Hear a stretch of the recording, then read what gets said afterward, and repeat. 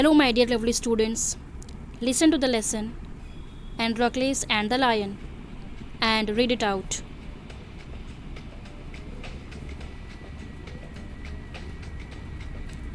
Androcles and the Lion. Long, long ago, there lived a kind, gentle, and courteous man called Androcles. But he had a very cruel master.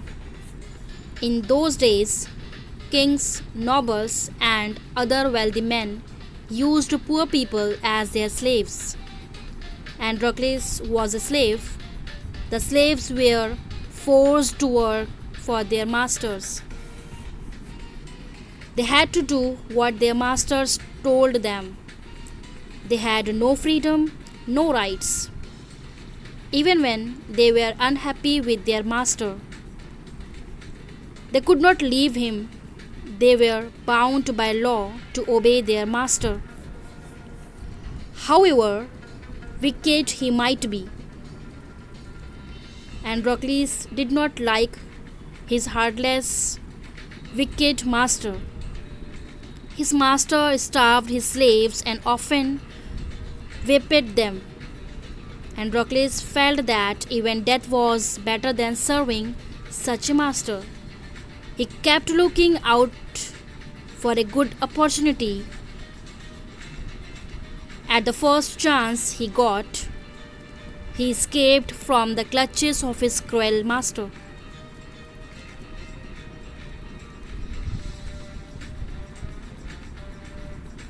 Now, although Androcles had thus run away, he was not a coward. He took shelter in a forest. He was not afraid of the wild beast that roamed the forest.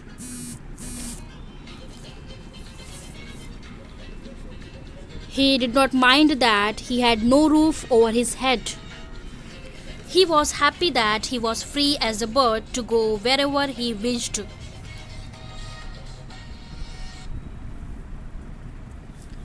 One day, as he was wandering in the forest,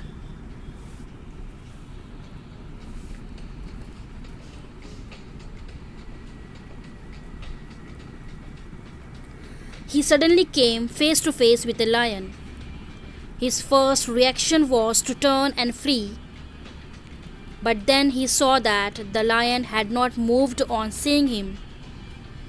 It neither growled nor roared. In fact, it looked at him piteously as if it was in great pain. Androcles paused. Then he moved very cautiously towards the lion, step by step. The lion moaned and whimpered. "Please help me," its eyes seemed to say. When Androcles drew near, the lion lowered its head and began to lick its paw. Then Androcles saw that the lion's paw was wounded, sore, and swollen. On a closer look, Androcles noticed that a big thorn had pierced one of the lion's toes. "So, this is the cause of the lion's distress," thought Androcles. Summoning up all the courage, Androcles stretched his hand slowly towards the injured paw. He was afraid that the lion would attack him if he touched its swollen paw, but the lion seemed to understand his good intention.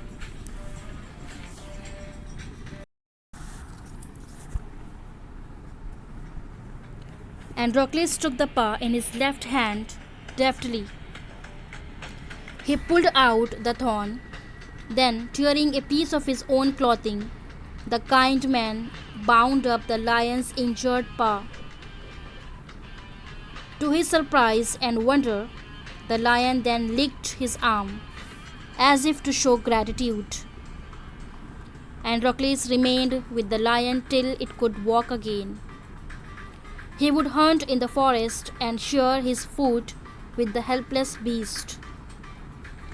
Every day he would clean and dress the lion's wound. Soon the lion was able to move about. Many times it followed Androcles wherever he went. In the meanwhile, Androcles' master had complained to the authorities that his slave Androcles had run away. Soldiers were sent in all directions to capture Androcles. They searched for him high and low, but could not find him. At last, they came to the forest where Androcles lived.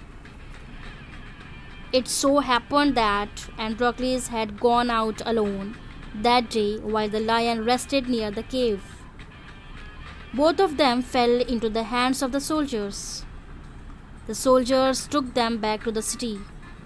They put Androcles in chains in a prison. The lion was caged.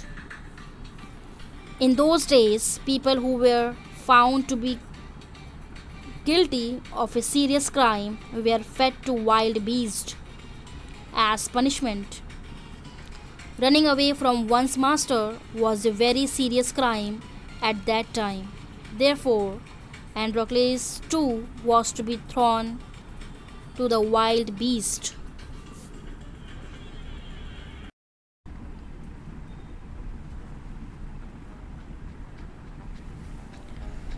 On the appointed day, the emperor arrived at the circus and took his place. The crowds cheered loudly. The trumpeters blew the trumpet, and Androcles was brought into the arena. His chains were unbound. He felt weak and dismayed. He was certain that this was the last day of his life. At the opposite end, a gate was raised and a ferocious lion was released into the arena. It had been kept hungry to make it more ferocious.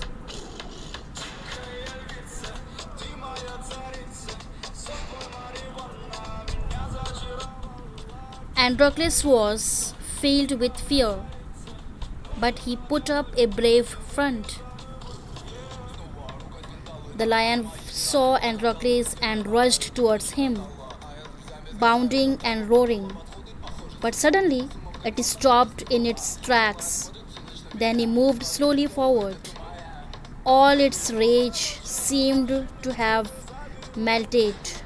Androcles saw this too. Each friend recognized the other. To everyone's amazement, the lion bounded towards Androcles again. But when it reached him, it began to purr and rub its nose against him. Androcles hugged the lion. He wept with relief and joy. The audience, including the emperor, watched this tender sight in great wonder. People began to cheer Androcles and asked for his release. The emperor asked Androcles to explain the lion's strange behavior. When he heard the whole story, the emperor was also moved by the gratitude and friendship between man and beast. He ordered that Androcles should be set free. He would no longer be a slave. When the emperor asked Androcles what other reward he would like, Androcles replied that he did not want anything for himself, but he wanted the lion to be set free too. The two friends went back to the forest to live a free life. Thank you.